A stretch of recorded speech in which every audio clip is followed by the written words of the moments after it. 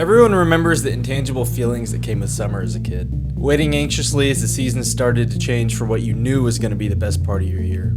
No school, green grass, and the smell of adventure meant that anything was possible. But as we've gotten older, things feel different. In this digital era, a lot of us spend all day inside. Fluorescent light, stale air, screens, routines. Even when we leave, we don't really leave. We get in a car, Or rather an SUV the size of a small house.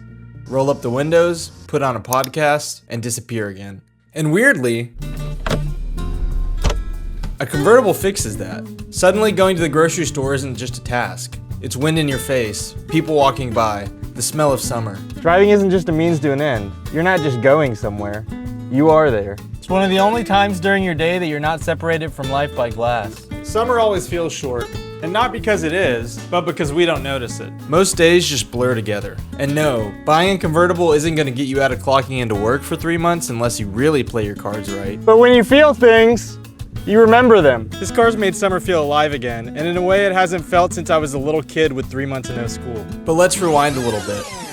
A couple years ago, I was starting my first corporate job in Nashville, Tennessee, plodding through rush hour traffic every day in a city that, to put it mildly, had outgrown its infrastructure. That hour every day felt like I was lighting 5% of my adult life on fire. And it was especially bad in the summer. When I would wake up, head to a stuffy downtown office in a glass skyscraper, and sit in front of a screen all day while the summer sun taunted me through the window. By the time I got ready to drive home, I pretty much mentally checked out, and that 30 minutes in traffic usually set me over the edge. Sure, there was a couple hours of daylight when I got home, but we're creatures of habit, so why go outside now? Springtime last year, I was sitting at a red light, probably zoned out as usual, when I was rear-ended by an uninsured driver and my car was sandwiched between her and the car in front of me, totaling it. What was a nightmare at the time became what I look back on as a life-changing event. I knew I wanted to drive something a little different. My life had to become more intentional or I was gonna go crazy, so I hit the internet. And they had only one answer.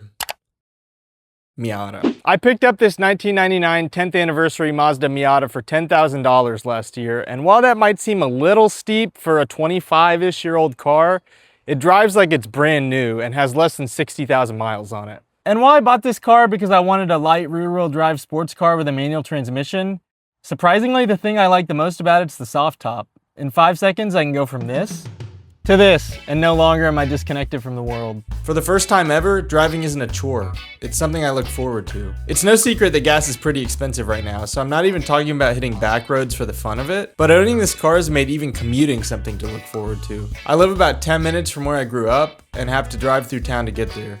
I do that drive a lot to see family, and even that 10 minutes is a slog. A lot of the times I decide to just stay home because I don't have the energy. But there's an alternate route on back roads that takes another 5 to 10 minutes, and since I've owned the Miata, I find myself looking for excuses to go visit my family because I love driving this way so much. It's longer, but dotted with horse farms and fresh air. So when I have the top down, 20 minutes this way feels more bearable than driving 5 minutes to the grocery in my Accord. Driving a convertible is a small rebellion against normalcy. It's loud, irrational, and impractical, but if we based 100% of our choices on logic, life really wouldn't be worth living. If you didn't ask the cute girl next door on a date, you'd miss out on true love. The cheapest way to get nutrients might be ground beef and rice, but only eating boy kibble is no way to live. And I'm begging you guys, don't spend this summer with the AC cranked using your car as a tool to get from A to B. Buy a convertible. Even a cheap one is a second car, and instead of feeling dread about car-centric infrastructure, put it to work for you. The only problem is, they don't really make them anymore.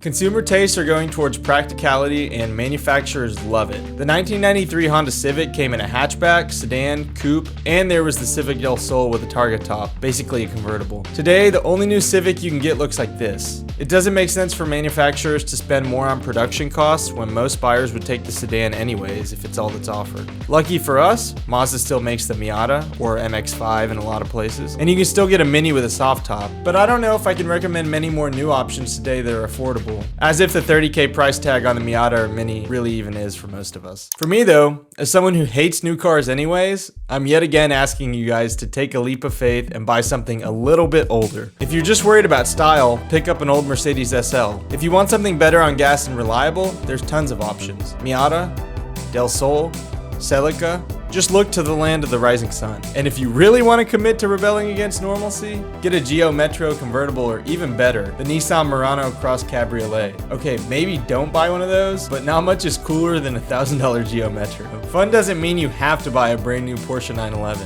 Although if you have the means, go for it. As for my SUV people, we might be in a golden age for you with the Jeep Wrangler and Gladiator, Ford Bronco, and Hummer EV all offering removable roofs. We recently did a road trip to the Outer Banks where I got to explore and even drive on the beach in my friend's Jeep, which has a soft top, and it was just too cold to take it off, but I'd say no top indoors is pretty freeing. And if you're still not sold, here's another reason. You look f***ing badass driving one. You probably clicked on this video because, let's be honest, Don Draper looks pretty freaking cool in the thumbnail. And he's not the only one either. Sean Connery in James Bond is arguably even cooler, and one of the first people that made me realize that a car can be an expression of yourself, not just a tool. And I know part of the reason JFK was assassinated is maybe the fact that his car didn't have a roof, but I don't think anybody has ever gone out with more aura than this. And no, driving a certain type of car doesn't inherently make you cool. But I can't lie, it makes me feel a little bit like the man, which, if nothing else, gives me the confidence to be the coolest version of myself. This car, as silly as it may be, makes me want to go drive around town and get into something, meet somebody, or even just take in what's around me instead of sit at home and watch Netflix until my retinas burn out. And if you're a little older, don't listen to the haters.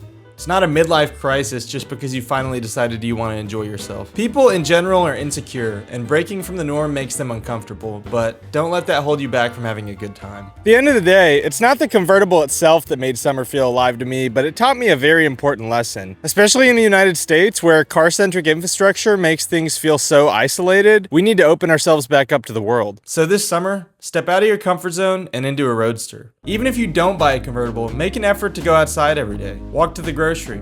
Say hi to your neighbors. Quit using self-checkout and go through the line. Hit your local Cars and Coffee. Start a garden.